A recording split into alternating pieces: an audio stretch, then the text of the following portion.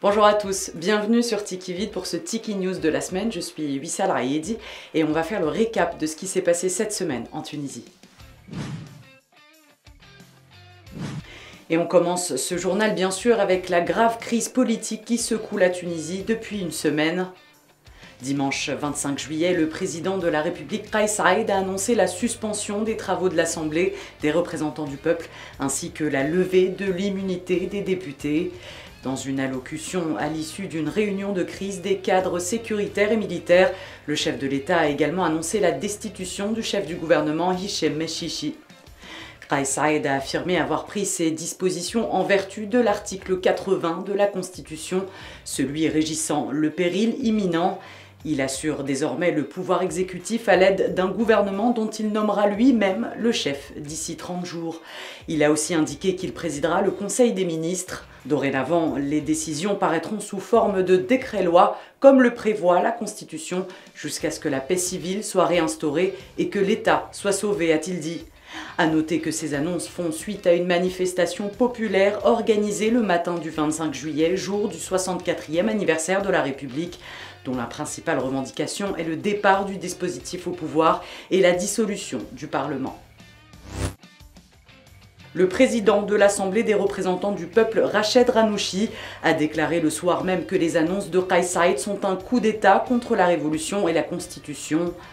Il a affirmé qu'il n'a absolument pas été consulté par le président de la République autour de l'activation de l'article 80 de la Constitution.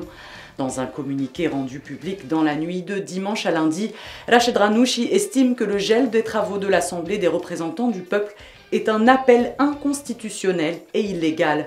Après les annonces du chef de l'État, pendant que des millions de Tunisiens étaient descendus dans la rue pour crier leur joie, Rached Ghannouchi s'est dirigé vers le palais du Bardo où il a été empêché d'entrer par les forces de l'armée nationale déployées tout autour de l'Assemblée. Il est resté toute la nuit jusqu'au lendemain, 11 h du matin, prostré dans sa voiture. Au petit matin, des manifestants se sont rassemblés au Bardo, d'un côté ceux qui soutiennent les décisions prises par la présidence et de l'autre les sympathisants de Rached Ghannouchi criant au coup d'État. Très vite, la tension est montée entre les deux camps, des jets de pierre et des insultes ont fusé, obligeant les forces de l'ordre à disperser la foule. Dans ces circonstances exceptionnelles, le président de la République a annoncé un certain nombre de décisions. D'abord, l'annonce du couvre-feu qui s'étalera désormais de 19 h à 5 h du matin sur tout le territoire tunisien jusqu'au 27 août prochain, ainsi que l'interdiction des déplacements entre les gouvernorats.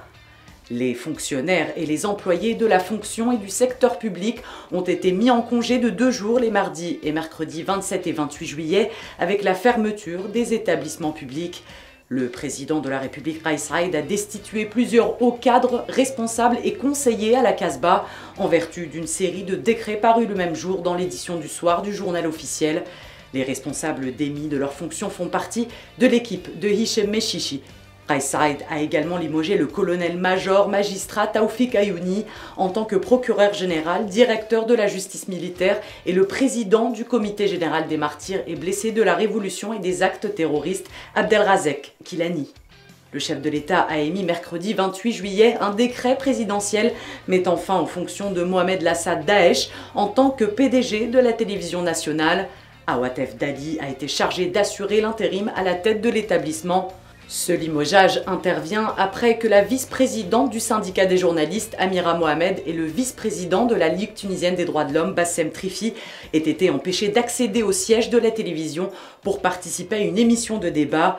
Daesh avait alors imputé cette interdiction à des instructions qu'il aurait reçues d'un colonel de l'armée nationale. Le conseiller à la présidence de la République, Walid Agem, et le porte-parole du ministère de la Défense nationale ont réfuté que des instructions aient été émises dans ce sens. Enfin, le président de la République a émis jeudi 29 juillet un décret présidentiel portant sur la nomination de Rida Rarsalawi en tant que chargée de la gestion des affaires au ministère de l'Intérieur.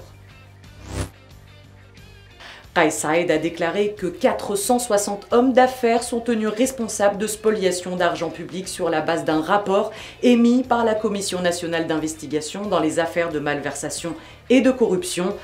Dans une allocution prononcée mercredi 28 juillet lors de son entrevue avec le président de l'UTICA, Samir Majoul, le chef de l'État a appelé à la restitution des fonds publics spoliés.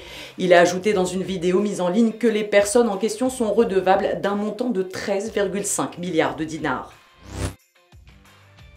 Cette crise politique viendrait presque à faire oublier la crise du Covid-19 qui touche le pays. Le président Kais Saied a émis mercredi 28 juillet un décret présidentiel portant sur la création d'une salle d'opération assurant la gestion de la pandémie dont la supervision sera accordée à un cadre supérieur du ministère de l'Intérieur sous la direction du directeur général de la santé militaire. Elle aura entre autres pour mission d'assurer le suivi de l'évolution de la situation sanitaire dans le pays, ainsi que de l'application des mesures sanitaires et des décisions prises pour faire face à la pandémie du coronavirus. Elle est également chargée du suivi du stock stratégique des moyens nécessaires à la lutte contre l'épidémie, notamment les produits pharmaceutiques, les équipements médicaux et autres, ainsi que du suivi de la mise en œuvre de la stratégie nationale de vaccination. La salle des opérations anti-Covid est composée des représentants des ministères de la Défense nationale, de l'Intérieur, des Affaires étrangères, de la Santé, des Transports et de la Logistique et de l'Environnement et des Affaires locales. En attendant, la propagation du coronavirus semble connaître un certain ralentissement après la flambée constatée depuis la mi-juin du fait d'une 4e vague foudroyante. Au cours de ces derniers jours, la situation épidémique se stabilise et est sur un plateau élevé avec une courbe des décès encore ascendante qui se rapproche de jour en jour du seuil fatidique des 20 000 morts. Le nombre de contaminations s'élève désormais à près de 590 000. Ainsi, les autorités intensifient les efforts en matière de vaccination pour immuniser le plus grand nombre de Tunisiens contre le virus et vaincre l'épidémie. Le ministère de la Santé a annoncé cette semaine avoir entamé la vaccination des 40-49 ans inscrits sur la plateforme Evax. Allez, on finit ce journal sur une note positive. Le nageur tunisien Ayoub Afnaoui a offert à la Tunisie sa première médaille d'or aux Jeux Olympiques de Tokyo en remportant dimanche 25 juillet la finale du 400 mètres nage libre. Le nageur de 18 ans offre ainsi à la délégation tunisienne sa 2e médaille au JO, après l'argent remporté samedi 24 juillet par Mohamed Khalil Jendoubi en taekwondo. Voilà, merci à tous de nous avoir suivis pour ce Tiki News de la semaine. On se retrouve la semaine prochaine, même endroit, même heure. Bye bye.